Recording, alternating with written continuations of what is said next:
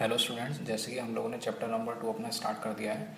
उसमें कुछ टॉपिक्स को हम लोगों ने कवर कर लिया है। आज के हमारे टॉपिक्स हैं कुछ कमांड्स के ऊपर ही टॉपिक हैं। इससे पहले भी हम लोगों ने कमांड्स ही देख रहे हैं, क्योंकि देखिए चैप्टर नंबर 2 जो है आपका और चैप्टर नंबर 3 ये दोनों बेसिकली क्या होते हैं, ऑटोकैड सॉफ्टवेयर से ही हैं। ठीक है, ऑटोकैड सॉफ्टवेयर से ही रिलेटेड है, ये प्रैक्टिकली ज़्यादा है ये।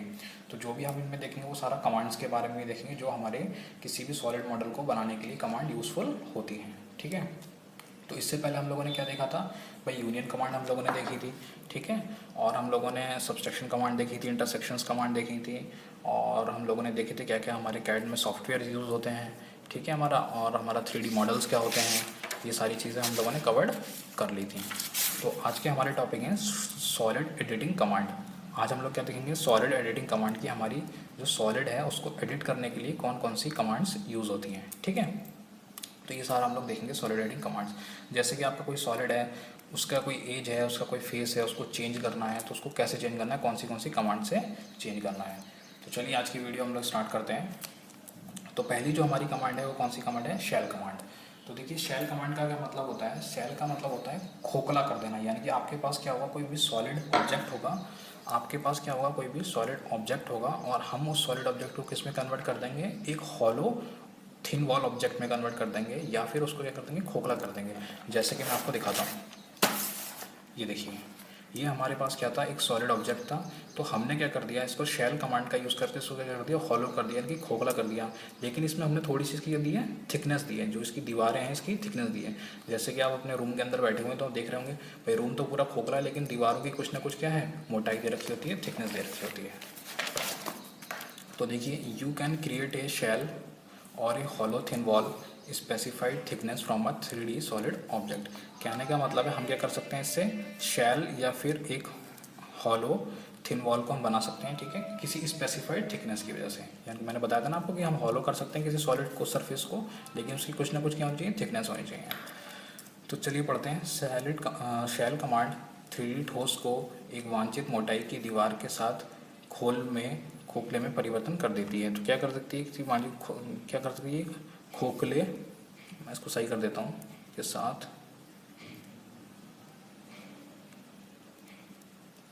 खोखले, यानी कि कर देती है हॉलो ऑब्जेक्ट में कन्वर्ट कर देती है विद क्या कर, किसके साथ, थोड़ी सी उसकी वांछित मोटाई के साथ, यानी कि थिकनेस के साथ क्या करती है, स्पेसिफाइड थिकनेस के साथ उससे किस में कन्वर्ट कर देती है, हॉलो ऑब्जेक्ट में कन्वर्ट कर देती है। ठीक है, इसका उपयोग ग्लास, कप, ड्रम आदि संरचनाएं बनाने में किया जाता है। तो देखिए कैसे होता है, ये हम लोग ऑटोकैड कमांड की स्क्रीन होती है 3D ऑटोकैड की। तो हमें क्या करना होता है, मॉडिफाइंग टूल्स में जाते हैं हम लोग। मॉडिफाइंग टूल्स में जाएंगे तो वहाँ जाने के बाद हम लोग को ये देखो शेल कमांड मिलेगी। यहाँ से हमें क्या करना है, शेल कमांड को एक्टिवेट करना है। और ये किसके अंदर आती है, देखो सॉलिड एडिटिंग कमांड के अंदर आती है। तो देखो शेल कमांड का क्या मतलब होता है, किसी भी सॉलिड ऑब्जेक्ट को किस में कन्वर्ट कर देना, एक हॉलो ऑब्जेक्ट में कन्वर्ट कर देना, यानी कि एक खोखले खोल में कन्वर्ट कर देना, या फिर किसके साथ, उसकी कुछ ना कुछ उसकी मोटाई देकर, यानी कि उसकी थिकनेस देकर। ठीक है, जो क्या करना होता है, आप पहले सबसे पहले मॉडिफाई पैनल में जाएंगे, आप लोग सॉलिड एडिटिंग कमांड में जाएंगे जो मैंने आप लोगों को बताया। फिर आप लोग शेल कमांड वहाँ से लेंगे। फिर क्या करेंगे, चूज़ अ 3D सॉलिड ऑब्जेक्ट। कहने का मतलब क्या है, देखो साथ साथ में करते भी रहते हैं इसको। यहाँ से हमने सपोज इस ऑब्जेक्ट को कर दिया, चूज़ कर लिया। उसके बाद रिमूव द फेसेस, एंटर, मतलब कौन सा आपको फेस को रिमूव करना है। तो हमें भाई ये वाला फेस रिमूव करना होगा इसका, तो इसको एंटर कर देंगे। Enter the shell offset distance.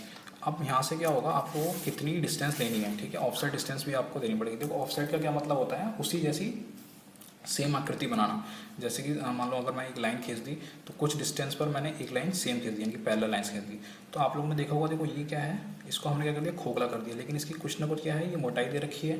तो इस मोटाई की भी क्या देनी पड़ेगी, हमको डिस्टेंस देनी पड़ेगी। जैसे कि अगर हम लोगों ने ये बनाया है कुछ इस शेप में, नहीं सॉरी मैं बना कर दिखाता हूँ।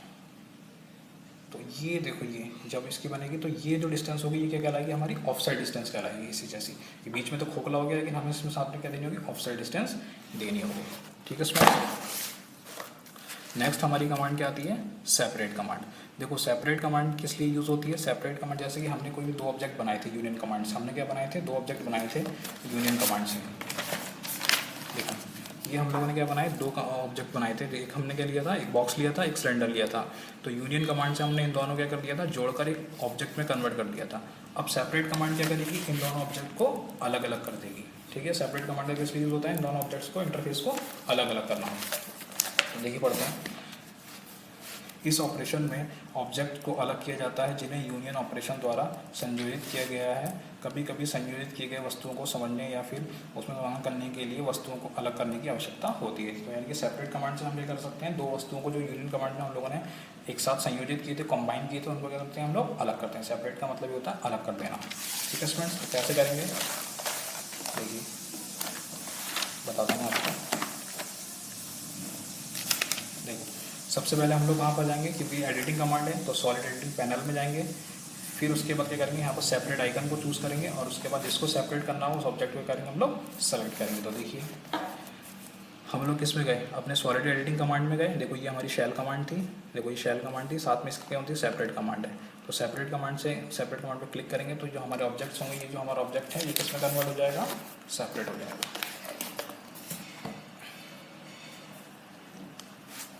ठीक है स्टूडेंट्स, अगली जो हमारी कमांड है वो कमांड है हमारे पास, कौन सी कमांड है, मिरर कमांड। ठीक है, ये भी काफ़ी इंपॉर्टेंट कमांड होती है।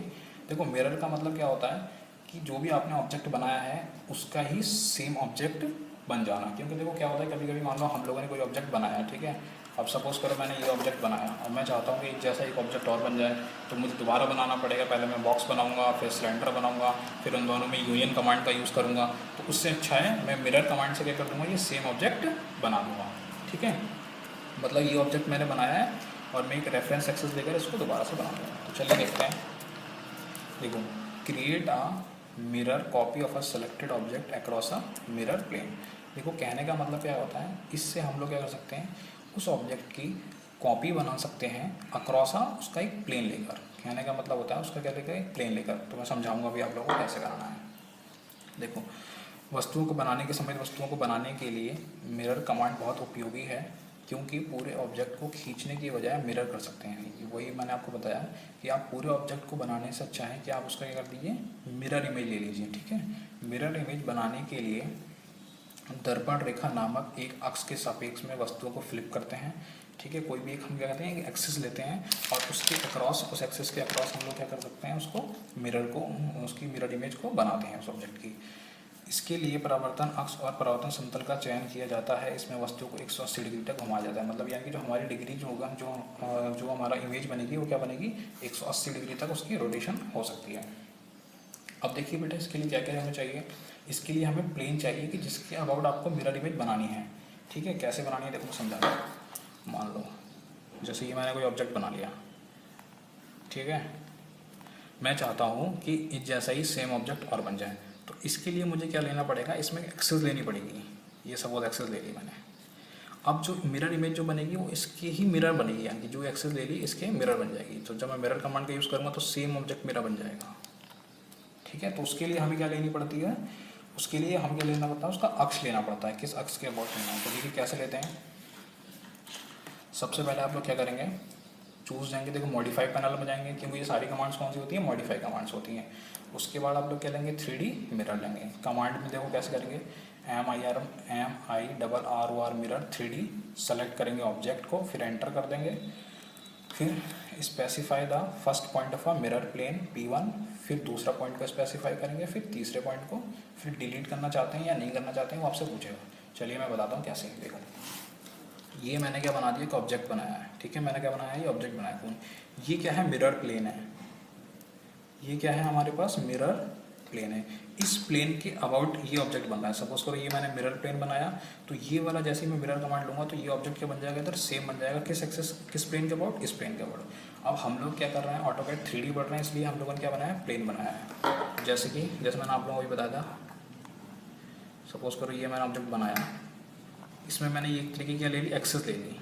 क्या ले ली मैंने, एक्सेस ले ली। तो इस एक्सेस को मैं क्या करूँगा, सेलेक्ट करूँगा और इसके अबाउट मेरा क्या बन जाएगा, ये ऑब्जेक्ट बन जाएगा। बट क्या है, ये 3D ऑब्जेक्ट है, इसलिए हमें क्या लेना पड़ेगा, इसमें मिरर प्लेन लेना होगा। अगर मैं कोई भी 2D ऑब्जेक्ट बनाता तो उसके लिए क्या ले लेते हैं हम लोग, एक पैरेलल लाइन ले लेते हैं, एक समांतर रेखा ले लेते हैं। लेकिन अगर हम लोग कोई भी 3D ऑब्जेक्ट बनाते हैं तो उसके लिए हमें क्या लेना पड़ता है, प्लेन लेना पड़ता है। ठीक है, एक प्लेन लेना पड़ता है, या फिर इस एक ऐसी एक्सिस जिसके कितने हों, 3 पॉइंट। क्योंकि जानते हैं 3D का मतलब क्या होता है, जिसमें एक्स भी होता है, वाई भी होता है और क्या होता है, जेड भी होता है। तो इसलिए आपको उसके तीनों प्लेन लेने पड़ेंगे। देखो फर्स्ट पॉइंट लेना पड़ेगा P1, P2, P3, यानी कि तीनों पॉइंट लेने पड़ेंगे, तीनों एक्सिस कहेंगे। ठीक है स्टूडेंट, एक्स वाई या वाई जेड या जेड एक्स के समांतर। नेक्स्ट कमांड हम लोग देखते हैं, ये है हमारी रोटेट कमांड।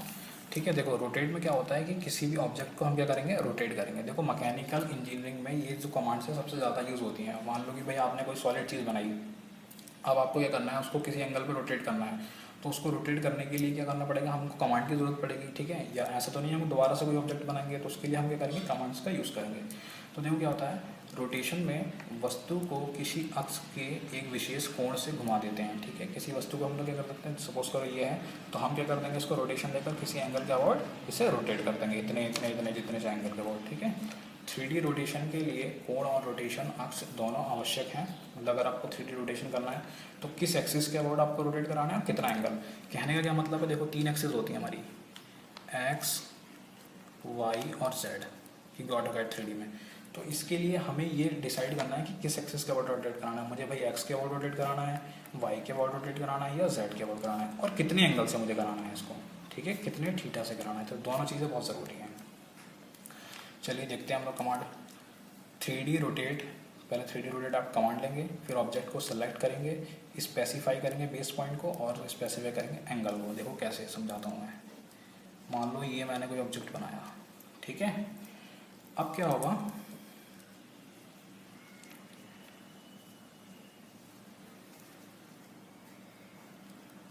ठीक है, ये कोई ऑब्जेक्ट मैंने बना लिया।